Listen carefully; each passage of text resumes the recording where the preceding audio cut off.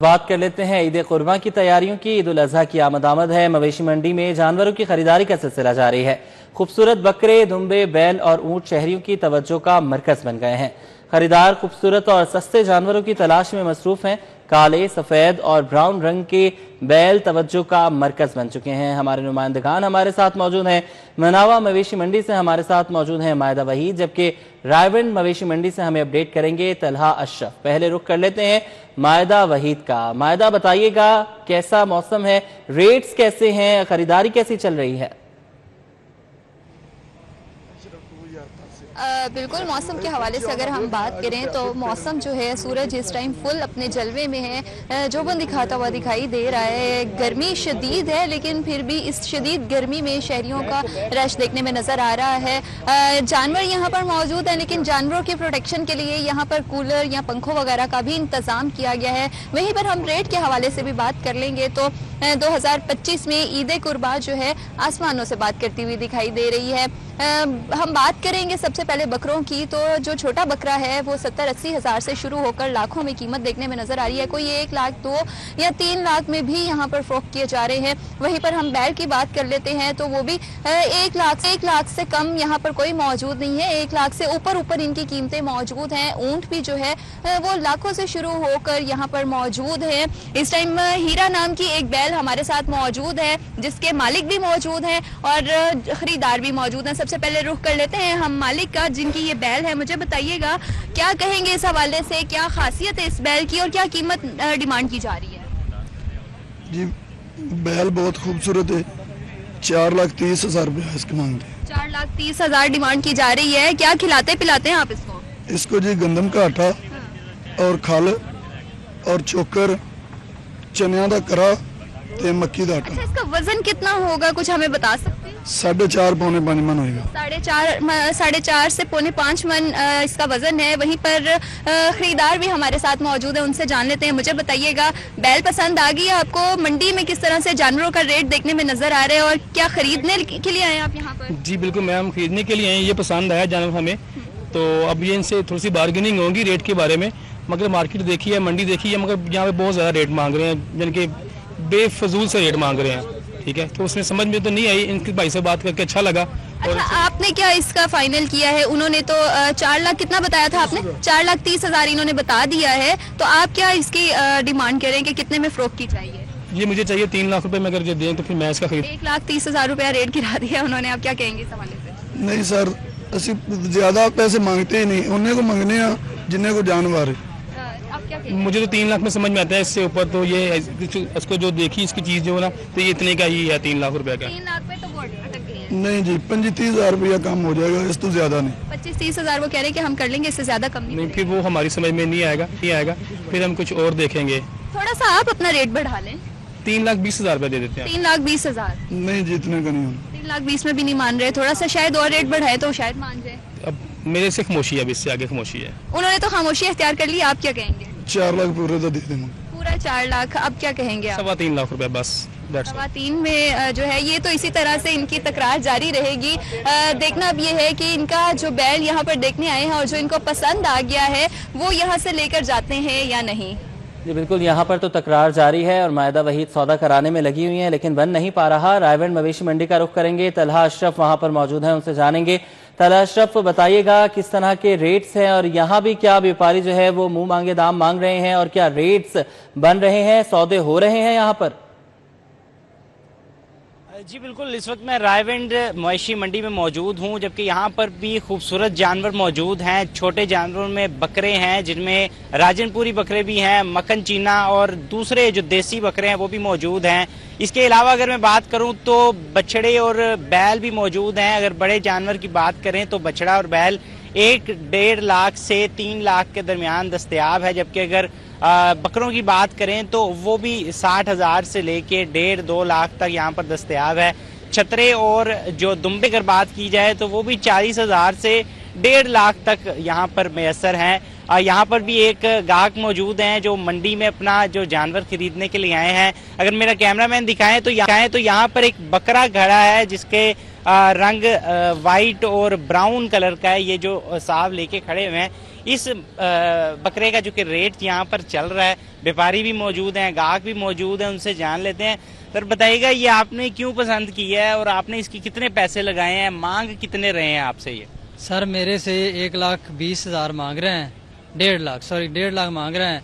और ये मैं इसलिए पसंद करता हूँ कि ये मक्खी चीना है और ये खूबसूरत बकरा है। मैंने इनको 70,000 रुपया कहा है। 70,000 का है, ठीक है। बताएं बनता है कितना, इसका वजन कितना है? और मन से ज्यादा है। ये बहुत मेहनत से इस कंडीशन में आया है और देसी खुराक से पला हुआ है। ये मक्खी चीना खूबसूरत जानवर है। हम इसको फाइनली 1,30,000 में फरोख्त करेंगे। 1,30,000 में करेंगे। कितने जानवर लेके आए हैं, कितने बकरे लेके आए हैं और कहाँ से लेके आए हैं? हम 40 जानवर लेके आए हैं भावलपुर से। तो कोई बीच वाला रेट नहीं बनेगा, कोई कम नहीं करेंगे आप, कोई ऊपर नीचे नहीं करेंगे? नहीं, अब फाइनली इसका 1,30,000 होगा। ठीक है जी, यहाँ पर यही रेट है जो खरीदने वाले जो लोग हैं उनकी जेब पर भारी पड़ता है, उनकी जानिब से रेट कम लगाया जाता है अपनी जेब के मुताबिक। लेकिन जो व्यापारी हजरात हैं उनकी जानिब से भी यही कहा जाता है कि हम काफी मेहनत के साथ पालते हैं और काफी जी बिल्कुल, बहुत शुक्रिया, आपने हमें अपडेट किया। तलहा और मायदा मनावा मवेशी मंडी में मौजूद थी, जबकि रायगढ़ में मौजूद थे तलहा अशरफ। बहुत शुक्रिया आप दोनों का। मौसम की बात कर लेंगे। सूरज की तपिश पहले से कम, दर्जा हरारत 39 रिकॉर्ड। जोहर टाउन और अतराफ में गर्द आलूद हवाएं चलने लगी। शाम के औकात में हवाएं तेज होने का इम्कान है। कोमल अस्तम हमारे साथ हैं। कोमल बताइएगा, कैसा रहेगा आज दिन भर मौसम? जी बिल्कुल, मौसम की बात की जाए तो इस वक्त हवाएं चल रही हैं, थोड़ी सी गर्मी के एहसास में भी इजाफा रिकॉर्ड किया जा रहा है, लेकिन मिले जुले मौसम का रुझान है। महकमा मौसमियात की जानिब से बताया गया कि आज दिन भर लाहौर का मौसम जो है वो इसी तरीके का रहेगा। सुबह से ही हम देख रहे हैं कभी हवाएं बहुत तेज़ चलती हैं तो गर्मी का बिल्कुल भी एहसास नहीं होता है, और कभी ये हवाएं थोड़ी सी कम होती है, सूरज अपने होने का एहसास दिलाता है। यूँ तो आसमान पर कुछ खुद से मौजूद नहीं है, लेकिन जो एक मध्यम किरणें हैं वो लाहौर शहर में मौजूद का एहसास फिर भी दिला रही हैं। शिद्दत तो नहीं कहेंगे, लेकिन थोड़ी सी हिद्दत महसूस की जा रही है। टेम्परेचर की बात करें तो मौजूदा दर्जा हरारत जो है वो इस वक्त 39 डिग्री सेंटीग्रेड रिकॉर्ड किया गया और आज दिन भर 39 डिग्री ही रिकॉर्ड किया जाना था ज़्यादा से ज़्यादा, जो कि इस वक्त मुकम्मल पीक पे है। और इसी तरीके से बात की जाए लाहौर शहर में फ़िज़ाई आलूदगी के हवाले से तो AQI की मजमू शरह 152 रिकॉर्ड की गई है। लाहौर आलूदा 3 शहरों की फहरिस्त में पहले नंबर पर है। ओवरऑल आज दिन भर मौसम जो था वो काफ़ी बेहतर रहा। शुमाल मगरबी हवाओं का सिस्टम आज देर रात जो है वो लाहौर से इख्तिताम पजीर हो जाएगा। जो पेशगोई थी वो महकमा मौसमियात की जानिब से ये की गई थी कि लाहौर शहर में जो है वो 27 मई से एक सिस्टम दाखिल हुआ था जो कि लाहौर शहर में बारिश बरसाने का सबब बनना था, जो कि मौसमियाती तब्दीलियों की वजह से बारिश बरसाने का सबब तो नहीं बना, लेकिन जो आलूदा हवाएं हैं और आंधी है उसका सबब बना, जिसकी वजह से टेम्परेचर में वाज़ेह तौर पर कमी रही और गर्मी के एहसास में भी वाज़ेह तौर पर जो थे वो हमने शिद्दत नहीं महसूस की। बहरहाल जो है वो आज ये सिस्टम जो है बिन बरसे ही लाहौर से इख्तिताम पजीर हो जाएगा। ये यूँ कहना बिल्कुल भी गलत ना होगा कि शुमाल मगरबी हवाएं भी लाहौर से रूठी हुई थी जो कि लाहौर में बारिश बरसाने में नाकाम रही हैं। खैर, महकमा मौसमियात ने यह बताया कि जून का पहला हफ्ता कुछ गर्म रहने वाला है, लेकिन फिर भी मंगल के रोज जो है वो मुतवक्के है कि लाहौर में बारिश बरस जाए। लिहाजा आज जो है वो सूरत हाल बेहतर ही रही है और हवाओं का सिलसिला इस वक्त तकरीबन 28 किलोमीटर फी घंटा के हिसाब से रिकॉर्ड किया जा रहा है, जो जैसे जैसे वक्त गुजरेगा मजीद तेजी इख्तियार करेगा। जी ठीक है, बहुत शुक्रिया, आपने हमें अपडेट किया। रेलवे हेडक्वार्टर का 11 माह में 83 अरब की रिकॉर्ड आमदन का दावा। मुसाफिर ट्रेनों से 42 अरब, मालगाड़ियों से 29 अरब रेवेन्यू हासिल हुआ। रेलवे को दीगर जराए से 12 अरब की आमदन हासिल हुई। सईद अहमद सईद हमारे साथ हैं, अपडेट कीजिएगा। जी बिल्कुल, लाहौर रेलवे हेडक्वार्टर का माली साल 2024-25 के पहले 11 माह के अंदर 83 अरब रुपए की रिकॉर्ड आमदनी का दावा है वो किया गया है। और रेलवे हेडक्वार्टर की तरफ से जो रिपोर्ट मतलब की गई है उस रिपोर्ट के मुताबिक मुसाफिर ट्रेनों से 42 अरब जबकि माल गाड़ियों से है वो 29 अरब रुपए है वो आमदनी हासिल की गई है इन 11 माह में, जबकि दीगर ज़राए से 12 अरब की आमदनी है वो रेलवे ने माली साल के 11 माह में है वो हासिल की है। चूँकि माली साल का गुज़श्ता जो माली साल था उसका जो रिकॉर्ड था 88 अरब रुपए, तो रेलवे हकाम ये तवक्को कर रहे हैं कि गुज़श्ता माली साल की जो आमदनी का रिकॉर्ड था वो इस साल मज़ीद उससे बेहतर आमदनी है वो हासिल की जाएगी।